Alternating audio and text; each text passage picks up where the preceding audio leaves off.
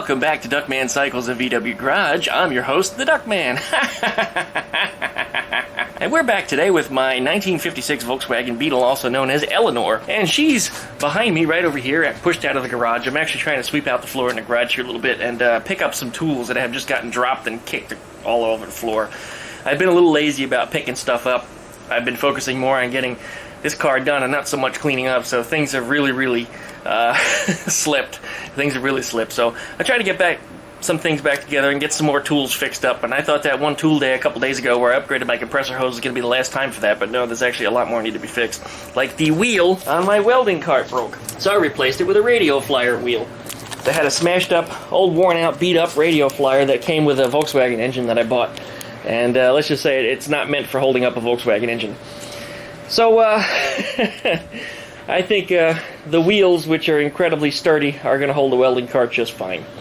But yeah, the old wheel just broke. It actually just fell over sideways like Back to the Future 2, you know, and it looked like it was going to be a hover cart or something. But anyway, we're back today with my 1956 Volkswagen Beetle, and Eleanor is her name. Eleanor came to me as a rusted out, clapped out, just destroyed car after Hurricane Ivan just completely soaked it under seawater for about 2 days.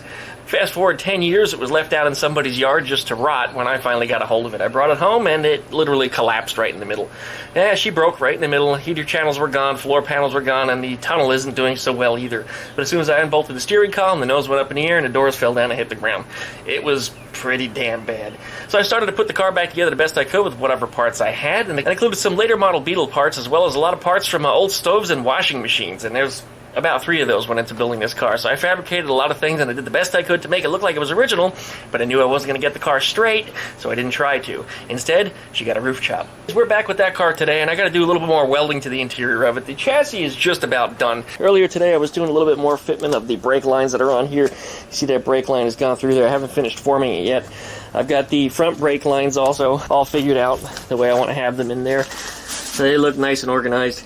So that should be good to go also. Not much left that I have to do with that. My brake light switches that were supposed to come yesterday, because all 4 shipping carriers, all 4 of the big shipping carriers are supposed to be here yesterday. Only 3 of them actually showed. One of my packages got sent back because it was destroyed. I never even got to see it. It didn't even arrive. And another couple packages were late, and some of the ones that were early, couldn't believe it, actually showed up yesterday, and they weren't supposed to be here until Friday or Saturday. Sometimes that happens. I mean, I don't get it the way it happens. There's a hurricane coming. It's off the Georgia-Carolina coast right now, and maybe that's causing them to speed a little things up. But that's not important to me. I'm going to do the best I can with what I've got, and that's pretty much the story behind Eleanor. So I'm going to keep on working on it, what we got here. Now that I got the welding cart back in order, I got to get in here and I got to do a little bit of repair. And I really made a mess out of this last year when I installed this dashboard up to the front end of this Beetle. And this is actually mostly 69 front end. When I was grafting this dashboard in here and I started making this cut, I just made a really bad cut. And I don't know what I was doing. I wasn't looking. Maybe my rum and coke was too strong. Probably both. But I cut that piece out and I just butchered it and made this huge gap. And this is just totally messed up. So I've got to weld this seam all back together. I got to fix that gap and just repair this thing in here. And then I got to do some grinding of these welds. There's some welds along here that need to be ground out. There's a little bit of filler that needs to go on the top of the dashboard. Up above the B pillar up here, I need to fill that hole, because that was where all those pieces got cut to different angles and proportions and got put together in a different way, and that needs to be fixed just the same. I think there's also a hole on the A pillar on the driver's side also that I need to finish filling, unless I did that already. No, that needs to be taken care of also. So I need to weld that in also. I'll probably wind up cutting a piece out of it and putting in a little donor piece and then welding it closed. And then, of course, I got to come around here and start grinding out all this stuff. It's really not too bad for the grinding. A lot of it has been done already. It's more or less sanding, actually, because it's pretty flat already. I just need to flatten it out a little more before we put some filler on it. But really, the body doesn't need a whole lot more welding. I got to run along the back here where the clecos are. So I'll have to certainly get in through there and fill that seam just the same. That needs to be welded. And looks like around that window I didn't finish that either. I thought I did, but there's a seam there that I didn't finish welding. So I have to hit that too. Most of this is about a day job. This isn't too bad. I'll see how much of it I can get done today. I'm already about halfway through the day. Just to keep getting interrupted with stupid work calls. Once again, it's my day off and I'm getting called to work, so don't freaking bother me. So I've got to take care of some of that. I've also got to fill in the spare tire area. Underneath that spare tire, there's about a 2 or 3 inch gap in there. I need to lay a piece of metal across the bottom of it and fill that in because the apron didn't match up with the underside of the spare tire well. Okay, so let's go ahead and start cleaning some stuff up here and start getting a little welding done. I think I should be able to make some progress, and I didn't charge the battery on this camcorder yesterday, and today it's going flat. So let's go ahead and throw the camcorder on charge, and I'll just start working away, and I'll come back and check on you guys with some updates periodically. And don't forget, like, comment, subscribe. If you want to send me an email, duckmancycles@duckshit.net. Check out our Facebook group page, Duckman Cycles and VW Garage. I could have sworn I heard some thunder. It's not in the forecast, but it is getting a little gray up there. Yeah, maybe we got a little thunder coming in here. Anyways, like, comment, subscribe. Don't forget to check out the Facebook page, Duckman Cycles and VW Garage. We're pushing about 350 members. I don't remember what the exact count is, but it's right about 350 mark. And it's growing pretty quickly and has last week grown just a lot. I thank you guys for joining me over there, and people are sharing their projects. Not just looking at mine, not just talking about mine, but sharing their own or looking for insight on their own. So a lot of very technically enabled people are over there checking out the Facebook page and are sharing their stuff or helping others with their projects. So if you got something, anything, I don't care if it's a motorized skateboard and you want to share it, head on over to the Facebook group page. We'd love to see it. So thanks so much for watching, you guys. I really appreciate it. Stay tuned. Here comes the intro. Bah!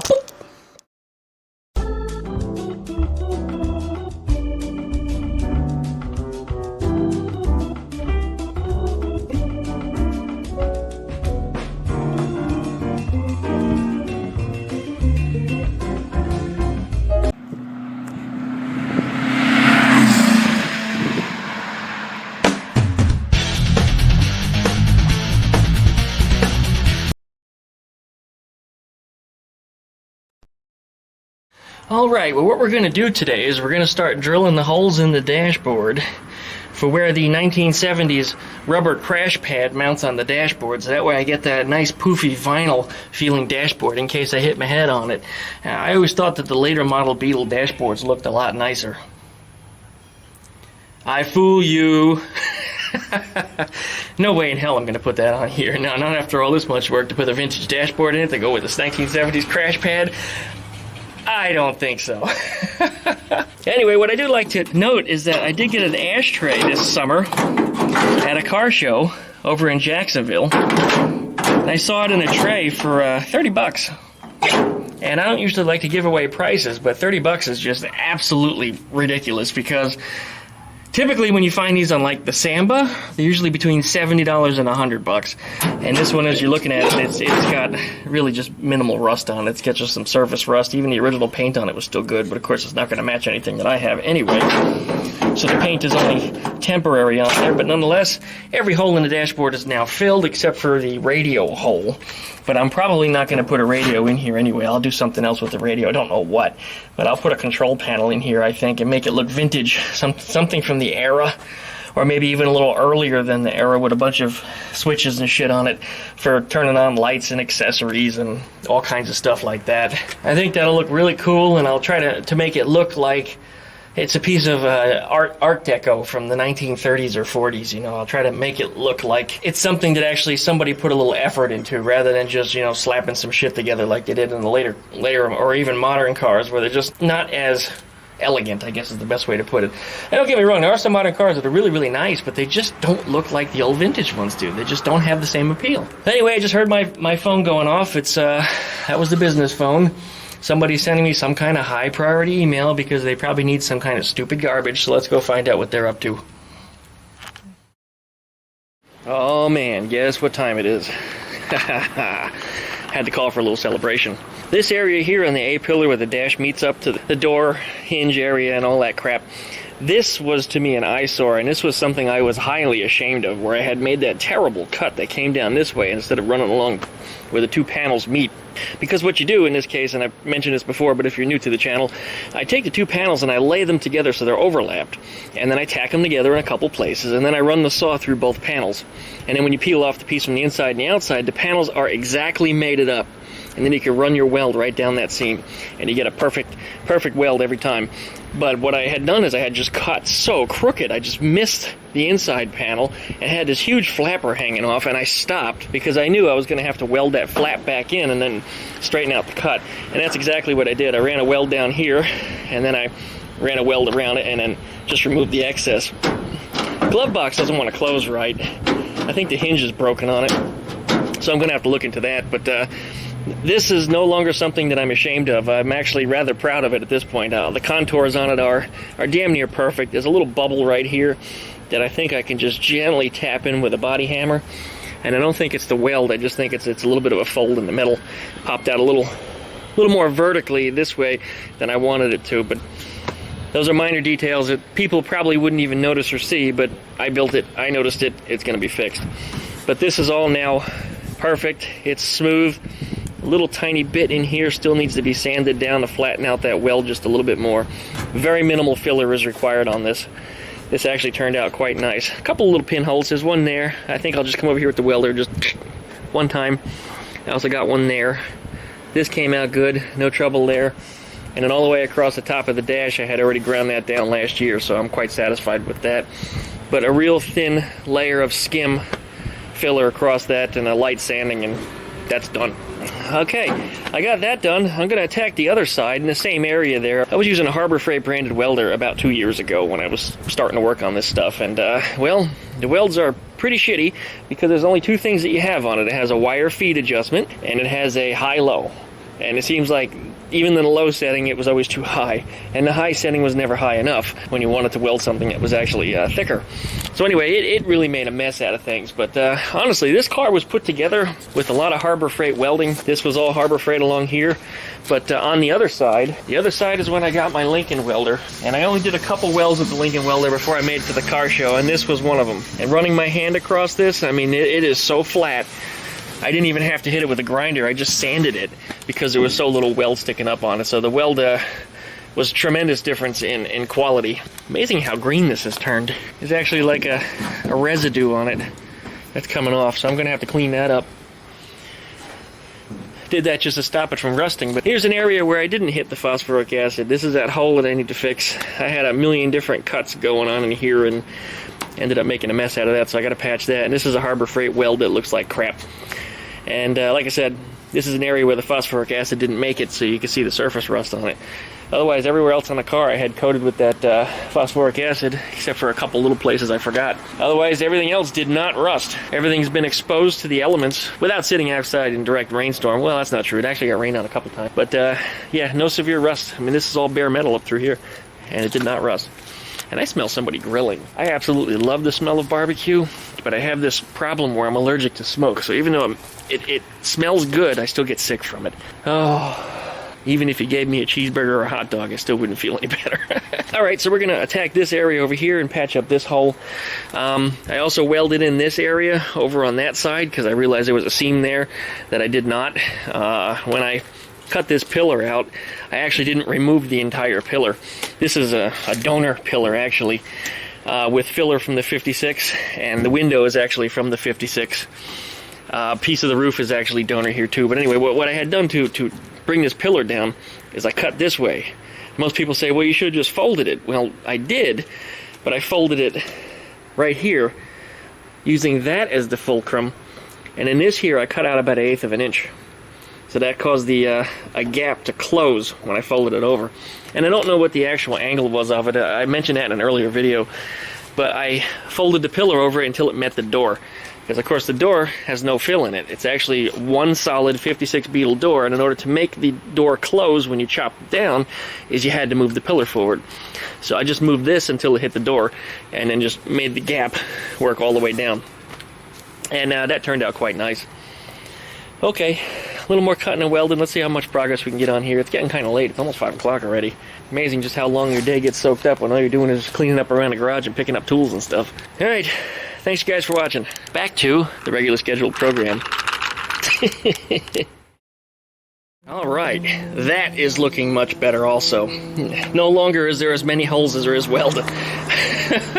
Seems like for every weld that I had, there was one hole on either side of it, and I don't know. The welder I was using, like I said, was a piece of crap, but the one I'm using now is actually pretty good. This one needs a little bit more sanding through here. I can still feel the weld protruding. I suppose I could just throw a little filler over and be done with it, but I'm going to take it down a little bit more. Up at the top where there was a little bit of ridge on that side, where I thought that I needed to take it down a little more, actually, there's a ridge on this side too, so that's probably how it's supposed to be.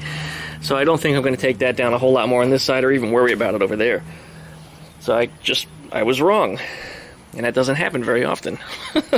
One time I thought I was wrong, and then I realized I was wrong about being wrong.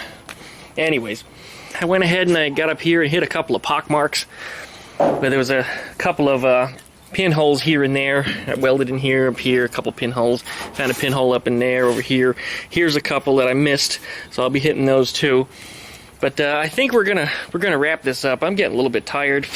And for some reason, the bugs are coming out with just a vengeance all of a sudden. Just terrible. I'm going to come around and hit a few more pinholes around here. I got to get up and hammer that roof out. I got to get a planishing hammer and bring that to level. It's got a little bit of a kind of a dip in it, which would be easy to throw some Bondo in, but I don't want to put that much Bondo in. I want to keep this car as much metal as possible. Because this car came from the days where men were men and cars were still made of metal, so that's kind of the principle we're going to be sticking with here. Okay, once I've got that together, I got to get in here and do a little bit of welding around that window, fill in a couple of pinholes, and finish the grinding on that. This window over here, actually, I realized I didn't weld most of the underside of the lip here, and then that whole back section. And then I'll run across the back, get that done. And I got to fill in a little more in the roof too, because I did that in a hurry. That was like the night before the car show. I went ahead and I tacked as many of the welds together as I could and filled the gaps and made a sloppy ass mess out of it. So I'm going to do that properly and take a little time to get that nailed out the way it's supposed to be. There's also a hole up here I need to fill. I had a Cleco in that. I don't remember how that held everything together, but the Cleco actually was up there in the roof. Probably notice there's a hole over there in the A-pillar also. I need to make a patch for that and fill that in. It's a whole bunch of little stuff on this car. I mean, it's really nothing significant or nothing that's a big deal. Really nothing that's a big deal at all. But it's time consuming. You know, it all has to be done, and it all has to be done the right way. So I'm just going to have to take a little more time with it and finish it up. I think that's enough for today. Thanks for watching. Make sure you like, comment, and subscribe. Make sure you share this video with your friend. And if you're watching these videos of mine, you really should be liking them. I get about 10% of the people that watch my videos actually like them. You know, if I have 1,000 views on one video, I may have 100 likes. It'd be nice if I had 200 instead. So if you're watching my videos, you should be giving them a thumbs up. If you think they absolutely suck, well, do the opposite. But I mean, that's on you. And it's even better if you like and comment. We want to know who you are. So, you know, tell us who you are, where you're at, and what kind of project you're working on. Even if you don't have a project and you just appreciate what I'm doing here, I'd love to hear that just the same. One thing that I really, really do appreciate is old Volkswagen stories, and it seems like everybody always has one. You know, they grew up with this car, or this car did this, or their dad had this car until he was blah, blah, blah. You know, I mean, these are great stories, and I really do appreciate them. I think they're just totally awesome. So thanks, you guys, for watching. And don't forget to join the Facebook page, Duckman Cycles VW Garage. Don't forget to subscribe to my other channels, Duckman Cycles, VV the Duck VV, and Skeeter the Duck. You can find them in the links down in the description, as well as some other stuff, like what I use for phosphoric acid treatment, which I'm about to do in the areas that I just sanded down. And that will cap out that metal and seal it, so that way it'll stop the moisture from getting to it, so it won't rust. And of course, it also makes the surface rough, because the acid eats into the surface, and that allows things like primer or Bondo or paint or whatever you got to stick better. So that's kind of important. All right. Anyways, I think that's enough for now. If anything else interesting happens, I'll make sure to add it to the end of this video. So thanks so much for watching. See you next time. Well, the mailman just came with another package for me. And this is important because this is stuff I was waiting for yesterday. But these right here are the brake light switches for Eleanor. And yes, I said switches plural because that's how these dual master cylinders work. There's actually one on the front and one on the rear circuits, and they thread right in. There's a 3-pin switch, so there is one side that's normally open and one side that's normally closed. So it's a double throw single pole switch. And what it does, and the reason why there's 2 of these, and why there's one on each brake circuit, front and rear, is this, with a logic system with the wires hooked up correctly, will light up a light on the dashboard in the event that both brake switches do not report brake lights on. And what that means is one of your brake circuits is failing. Now, you can usually tell that. When you step on the brakes, if the brake pedal goes down unusually low, something's wrong. You don't need a light on your dashboard to tell you that. But for some reason, in Volkswagen's infinite wisdom, they added a light for it. So anyway, I'm going to put both the switches in. I'm not going to hook that crap up. It's just good to have both switches there. If one of them fails, you just move the wires over to the other one, and you still have brake lights. All right, well, that's that. I could have gone with just a single pole, single throw switch, which actually eliminates that pole, so you just have the 2, and that still would have got the job done. But the fact is they were the same price, so I just went ahead and ordered the ones that belong in there. So anyway, that's something else that needs to go on, and they go on the underside of the master cylinder right here and right here. So when I get this line set up, we'll go ahead and put the switches in too.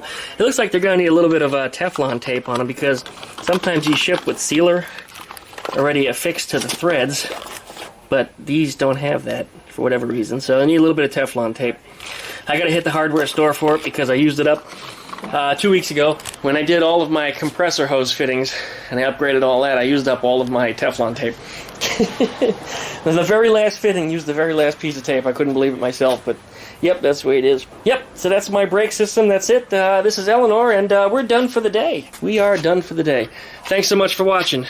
See you next time.